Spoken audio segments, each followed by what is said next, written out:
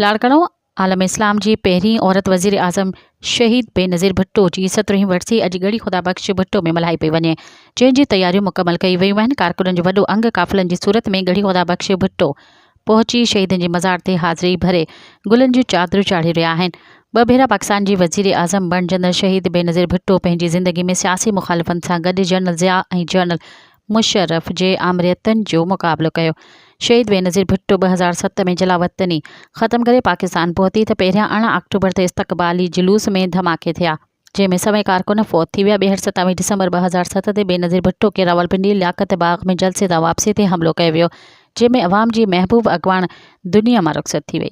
मज़ीद ख़बरनि ऐं तफ़सीलात लाइ विज़िट कयो असांजी वेबसाइट www.awamiNewsHD.com ऐं ॾिसंदा रहो अवामी न्यूज़ HD।